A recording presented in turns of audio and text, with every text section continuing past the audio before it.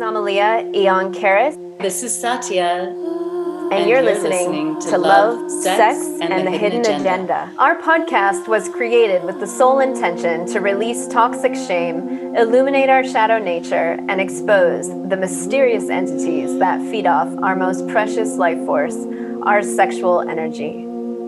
To learn more about our life-enhancing courses and transformational retreats, visit knowtheself.com. Let's dive in. You know, what's really interesting to me is when you're in a new relationship, how much fear comes up for both parties, not just for women and not just for men, but for both men and women. And how we don't even realize it. And we do this push and pull thing, or it feels like, oh, it's just like, can we ever just feel loved and just stop it with the fear? Can we ever just drop the fear completely? How great would it be if we were just all free from that? I mean, such a such a drag. I mean, I know. We gosh, say we say we want love, we say we want relation, and then we're in it and we just freak out. Everybody freaks out. And I think the older we get and the more relationship turnovers we've had, it makes it worse, unfortunately.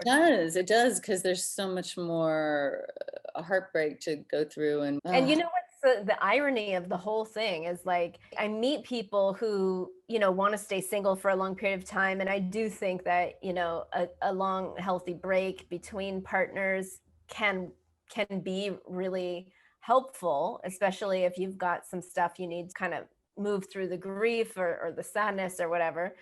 The thing is, we don't actually clear it until we're in another relationship. Like, what was hurt in relationship also heals in relationship.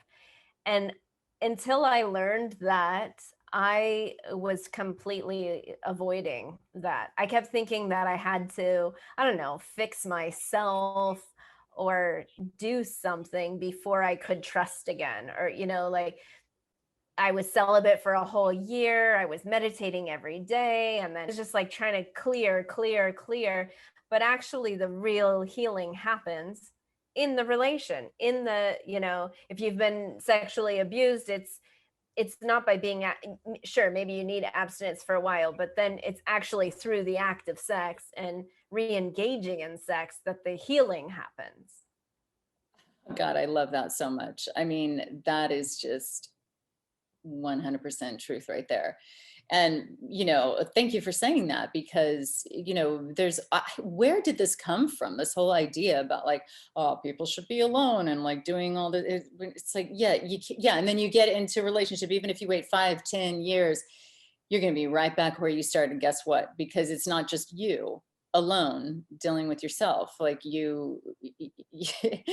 yeah. And we need a relationship or another person to work through those things, and to really rise up inside of ourselves. I've personally struggled with just not feeling loved, or, like, a man I'm in a relationship with does a certain thing, and then my first feeling is, oh, well, he doesn't love me then, or I'm not lovable or something.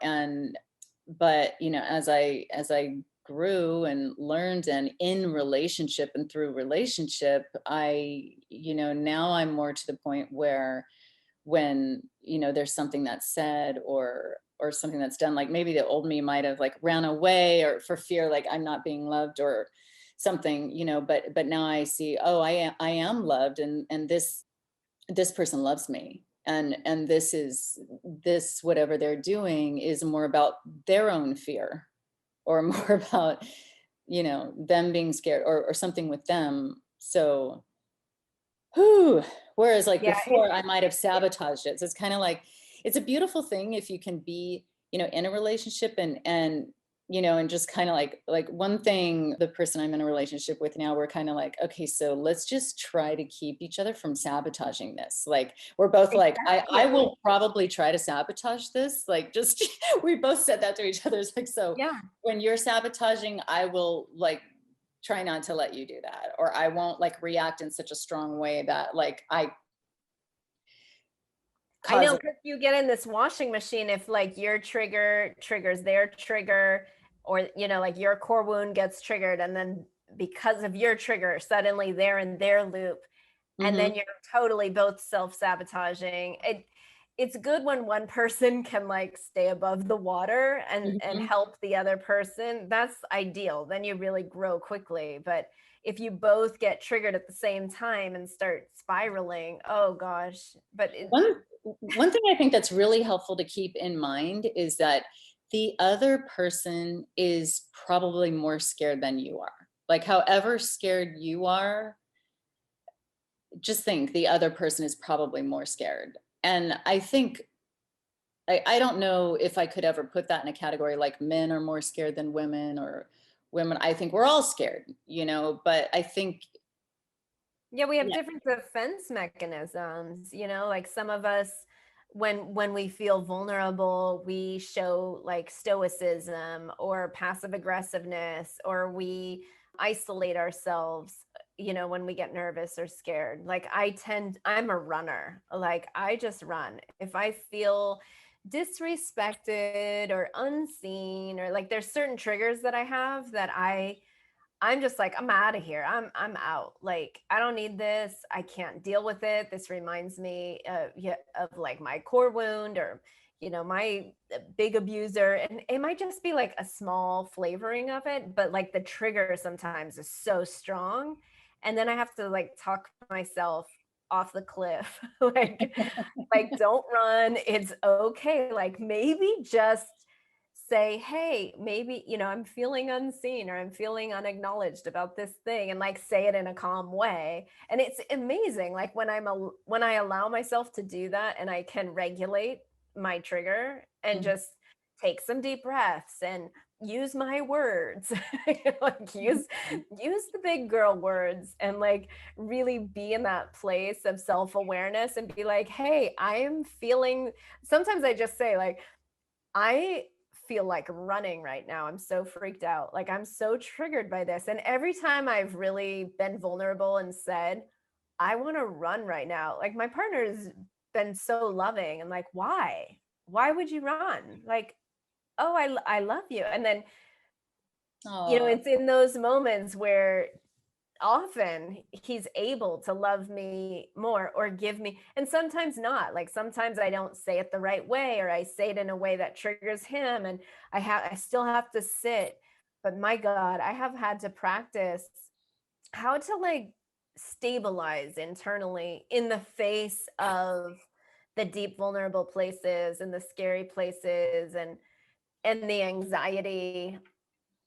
oh my gosh. Yeah. Like, I am so there with you, like just in a different way, kind of, I suppose, but just, I'm working through that same stuff. Like, just What when, do you do when well, you like get something that normally I would either just react to in a big way and push the person further away. Like, if I feel like they're doing something where they're pushing me away, and then I will just push them away even further. Or but now, yeah, it's the stabilizing in the moment without the big reaction. Like, that's kind of where I'm at too right now. like we're maturing?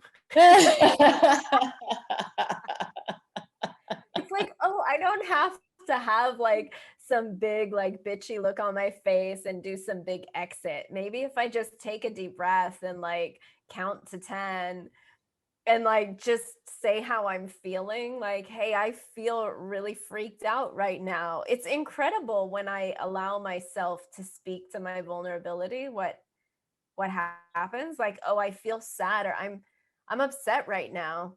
It's incredible. And I noticed like my boyfriend, his reaction, he processes totally differently than I do. Like I often process externally, and I need to like speak every little thing I'm experiencing, and Mhm, sometimes I speak it dramatically, and I'm learning to like be a bit more calm about it. But he's mhm, the opposite. He doesn't. I don't know anything he's experiencing. I'm just tracking him, and I just see that he withdraws himself and gets like quieter and quieter and quieter, to the mhm, point where I know he's angry when he hasn't spoken and he kind of disappears himself. That's the Mhm. only way I know he's angry. He doesn't throw energy at me. Like most people get angry and they kind of like toss an energy wave. Like Yeah. I feel energy waves when people are angry at me all the time, even if, you know, they're in another country and they're not on the phone, you know, like I feel Mhm. it. I feel like, oh, that person's like really upset with me. He doesn't do that. He does this whole inward like shell. He just goes into a shell. He hides and I can't read. It's like I can't read him and it drives me crazy because I'm so good at reading people and I'm like, you need to tell me. And then he doesn't want to talk, you know. So I've learned to just like ask in a way that makes him feel safe to talk because he doesn't trust, because his ex girlfriend maybe used to freak out on him when he would share his, you know, he has his own triggers about being angry and how people responded to it, other girls responded to it in the past. And so I've learned that I have to be really cool, calm, and stable when he's in a trigger, it to not sabotage, like, because otherwise we'll just do that Yeah. loop thing. Yeah, for me, like when the other person is in a trigger, let's just say that, like as you said, I think I would go into some kind of like, oh no, they're pulling away, or they don't love me anymore, or something, like, or something, they're going away or something. And so for me, what's helped is just, okay, this person is just experiencing their own feeling. It's, I don't have, they they love me. This is, and it, for me, that's just my comforting feeling, like this person completely loves me, and even though whatever they're doing right now is communicating in a way that, my wounds or whatnot are telling me, like, this is, they don't love me, or they're being mean, or that's not true. I know So it's I simply just kind of, maybe I just don't even do anything, or maybe I just don't even say anything in that moment. And my like, do you self-soothing thought, freeze?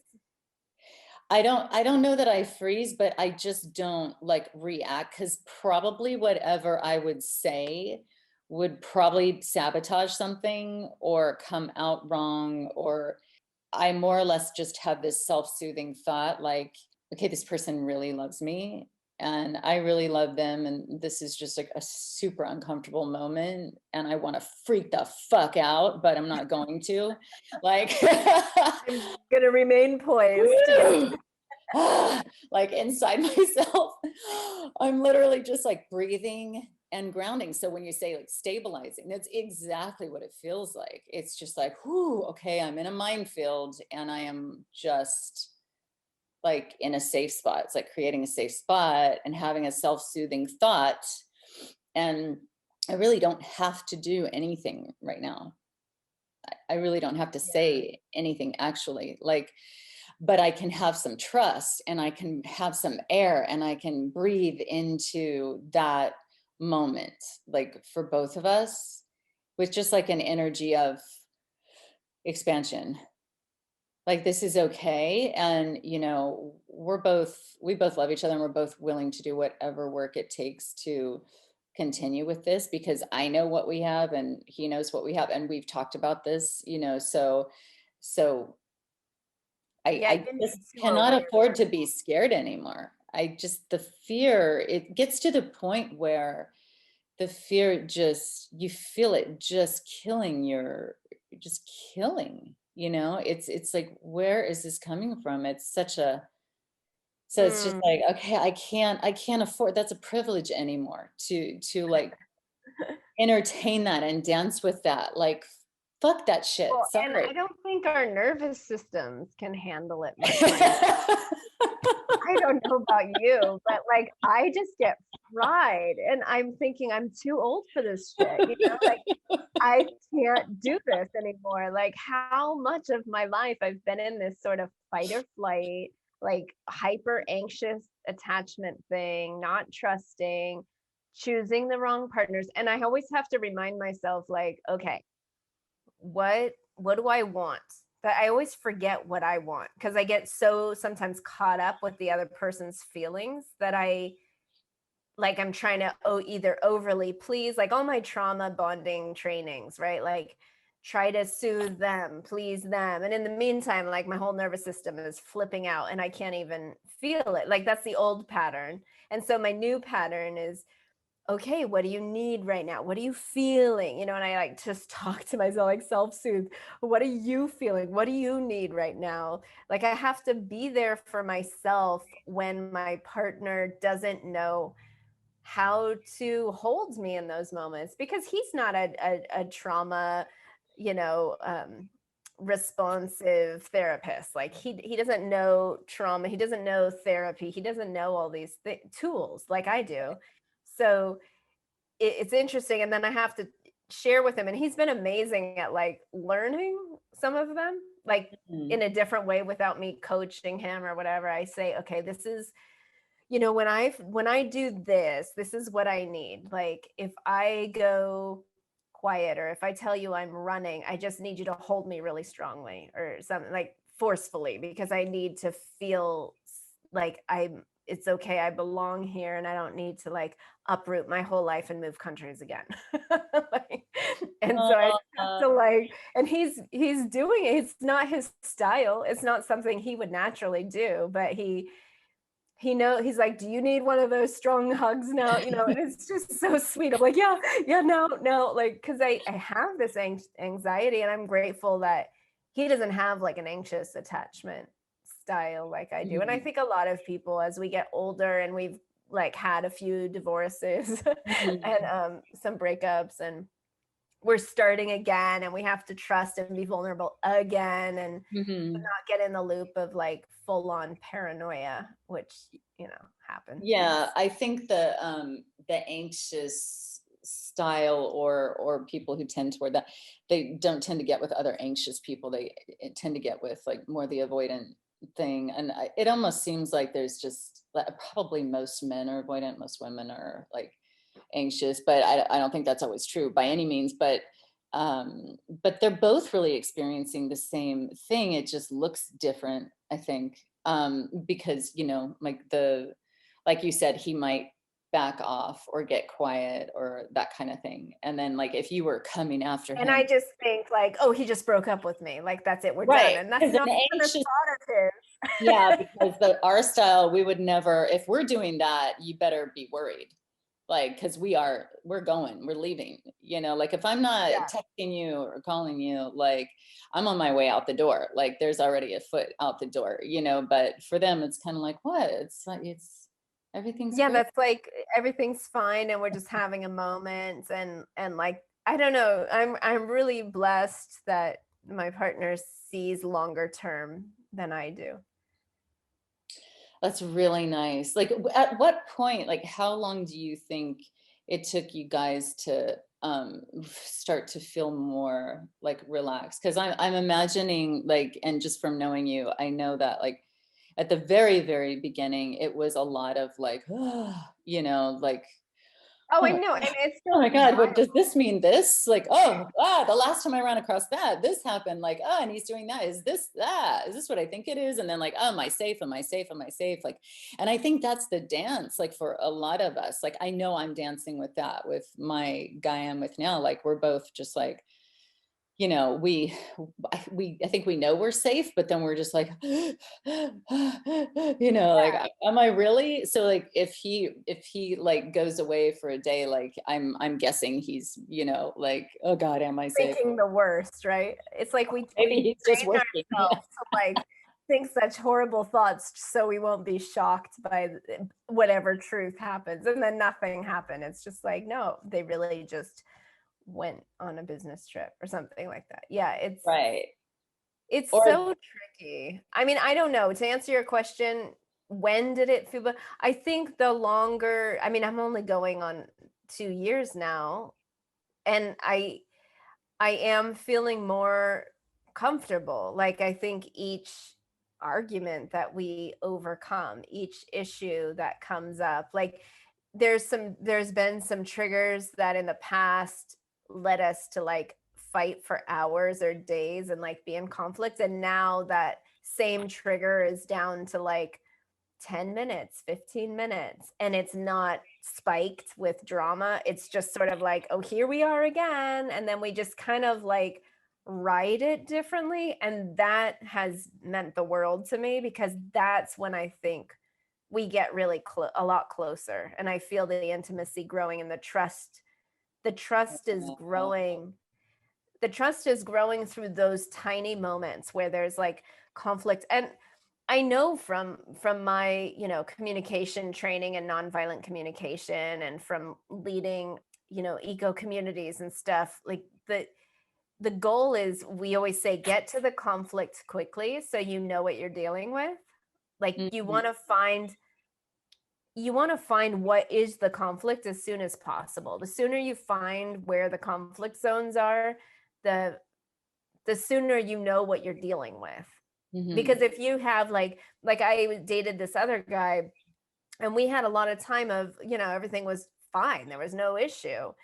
And then when I saw an issue arise and how his anger was, it was terrifying for me, because I had never seen the anger before. There was nothing. He hid it from me. And Oh, then he wasn't aggressive to me. He was just like kind of manically aggressive to himself, which scared me more, because it was like some psychosis. It wasn't even projected. It was like the weirdest anger I've ever seen. It was just completely self-directed, and but abusive, like, oh, he would like berate himself with horrible names, and like, I don't know, whoa. like throw things. And I was like, what happened? And it was like he had spilled some water, like he was that angry that at himself. And I'm like, are you expecting yourself to be perfect? Like, to me, that would make me laugh. Like, I break things all the time. Like I break glasses in the kitchen all the Oh, time. But if he had like broken a glass, and it, it was his mistake, he would then like abuse himself. Like, it was weird, and it really scared me. And I didn't see that until we were already like in a love, oh my professor God. love for each other and all. And I was like, what am I dealing with? Oh my God. Like that in and of itself, would that have been like a deal breaker or no? Oh Like, yeah. If I would have seen that before I was in love with him, I would have, yeah. I mean, and it's a big reason. It's part of the reason why our relationship didn't work. I mean, there were other reasons, but that because he would always, get mad at himself. I mean, did he treat you that way if you broke no, something? no, he never ever treated me like that. So I never, that's why he hid it from me so long. And then when I finally saw it, and he realized he couldn't hide it, and I kept seeing it and finding evidence that he was doing that, he said he probably should be medicated. He thinks maybe he's manic or something, because I'd never seen anything like that before. I didn't know people did that to themselves. Like, I have never yelled at myself like that. So I just, over things that were so small. And I don't know, it was just like the weirdest behavior, but that's where his aggression went. And it scared me. I mean, I kept thinking, like, how would this translate to animals or children, or I don't know. I was just like getting concerned. It wasn't healthy, and it scared me. Wow. Oh my But gosh. I My don't brain know. is just like, I know. So I think like we need to, for me as a trauma survivor, and being paranoid that whoever I attract is somehow some sick, twisted, crazy person, because my whole upbringing, I was surrounded by psychopaths and sociopaths and child abusers, and all kinds of things. mhm. Just people that were really, really unhealthy and toxic. I really have to test out, like, how healthy is this person. I need to meet their family. I need to know their friends. I need to know people who've known them for like 20 plus years. And I need to watch their relationships with all these people. I need to see them around animals, around children. And I look for I mean, I see everything. Like, it's really hard for me to not see little behavioral patterns. And I'm like, that, I don't like that. Like, that's a red flag for me at that.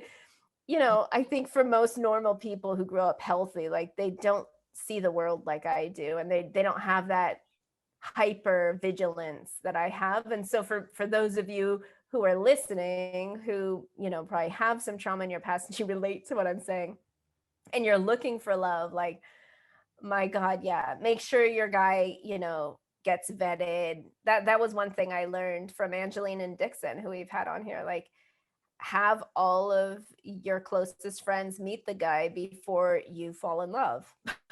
Oh Like, my Lord have God. other people that are healthy that you trust meet the guy, talk to them, get their approval before you're all in. Because for a lot of us who grew up with abusive family members, we keep attracting that pattern, and it's so hard to see until we're already in it. I can't even count how many people I've counseled, and myself included, like how many times we're like, how did this happen again? Like, I was so careful.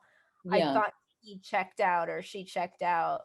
And then you realize, oh my God, but we can't blame ourselves, because that's the loop we were, given. And we just have to do our best to, like, do our own work, and have structures in place and people in place that, help check us. I don't know how realistic it would be to, for the person to be able to like meet everyone. I mean, my God, my family's so spread out, and like, so I feel like, Well, oh my maybe God, I not need your to put you on an family. airplane to, like, but Well, you have Zoom. You could easily just say, like, hey, these are my besties, and, like, I want you to meet, my family, or whoever you trust, like, have them meet. I do it on Zoom because some of the elders in my life don't live near me. And so I make them meet him on Zoom, right. Oh, that's so sweet. because people read energy. I mean, you Oh can yeah. kind of If see if somebody the sends guy's me a photo, yeah, right. somebody You're sends me like, a this guy's photo. good for you or no good for you, or, oh, Yeah. So, same my same structure as the last one. my friend sent me a couple of pictures of some guys that she's interested in dating. And she's like, okay, so what should my response be to this person? And what should my response? Because she is just like batting zero when it comes to, and I was like reading some of the texts that she had already written to some of these people, and I was like, okay, how about you just consult me before you send any more texts, and I will tell you, like, anyway, that's another story. But Yeah. one of the guys she sent the photo, I was like, ew, yuck, this guy just creeps me out, and we all have had those experiences, right? When you read, but I mean, he just looked like exactly the guy that she's attracted before, and like just very narcissistic. But it's just, I don't know why I'm thinking about that. But back to like successful relationships and like things that we're learning, I wanted to say that one of the big things for me right now is what you were talking about when an intense moment comes up, or a conflict. So you were saying, a lot of your sense of peace and your closeness now is that you've had conflict, and that you made it through conflict, and that you were having long, days of conflict sometimes, and now it's shortened. I think that conflict has in the past like just scared me so much. And my parents didn't even really fight. I didn't really see fighting. Maybe that's why I don't know how to like deal with it. And yet they would just like get divorced, like every time I turned around or something, and so I, like, for me, if there's a conflict, I'm kind of like, oh no, this is very, very bad. Like, and it feels so uncomfortable in my like energetic system that I resist it on every level. And I think, well, it's over now. Or I'm going to completely freak out now or something, but it's so fearful to me. And so one of the big thing that is shifting with me now is it's okay. Like, if there's something somebody has to say and it's really uncomfortable, or they're feeling a certain way, like, okay, I don't have to go completely into some kind of like hole, or like, this is the end, or, oh my God, I'm so unlovable, or this is just, but to be able to be allow the conflict, and again, have that level of trust with it, and not go into the fear so much, or into, but like, okay, this doesn't mean we're breaking up. This doesn't mean like, so I like it that you said that, because it's, if we resist these things, I just feel like we're just going to create bigger issues. And it's more about like loving that peace, like loving whatever arises, like Matt Kahn says, but just like loving the Exactly. conflict, like leaning Love into the conflict. whatever arises. And I was listening to Esther Perel, and I loved what she was saying about, the avoidant person, and then the constant conflict. And these are the two things that break relationships up. Like if you're in constant conflict and you're sort of a confrontational person, well, then you're fighting all the time, and you just fight, fight, That's fight, going to fight. kill the love. Yeah. That kills it. And then those who are just avoidant, and if you have two avoidants or two conflicting people together, well, then it creates a really toxic relationship. So the middle path is like being able to confront things as they come up, not be in process and confrontation all the time, and like learn how to dance with the things that show up that need addressing, but maybe in the right moment, in the right way, in the right tone. Like I've learned that tone and kindness in dealing with conflict, I learned this from my boyfriend, are so beneficial. Like if you just change the tone and do it with love and kindness and in right timing, it's incredible. Like your intimacy and your love deepens. And Oh my gosh. if it's done in criticism and harshness and in that moment and aggressive, it kills the love. I've been in a relationship where I basically felt contempt from the other person, like the entire time. Yeah. And that person actually loved me. Like that person loved me so much, but they just couldn't, like, it was just contempt all the time. And I probably could have done better too. I mean, whatever, But then it's not love. I mean, that's the whole thing. It's like, if there's all this judgment, then it's not love anymore, and I think we get it all mixed up, but that's for another yeah, episode. we have to like wrap up this episode, but oh my God, I keep thinking, okay, one last thing, what you just said, the kindness issue. Seriously, I asked this wonderful gentleman who's a family friend, and he's just a beautiful person, beautiful relationship, been married forever, very successful life, right? And he's like the real deal, grounded, caring, normal. And so I asked him, I said, what do you think like is the like key to marriage? Like just, I mean, when you run across those people, you have to ask them. Like, can everybody can we all agree on that? You got to at least get a morsel from them. And he said, I'm actually going to text him today and ask where he got this quote, because I can't remember where it was. But what he said was, do you know what the key difference is, like in the whole wide world, no matter where you are, who you are, in like being able to keep the love in a relationship and keep going like through the bad times and the good? And he said is kindness. And that just hit my heart like a ton of like, because I know in like every cell in my body that is true. Yeah, we're When not I always heard it, kind. We're not always kind to ourselves, to our partners. right. Yeah. So, I mean, note to self and note for everyone, like that just, it really is. I mean, that's Let's be everything. more kind.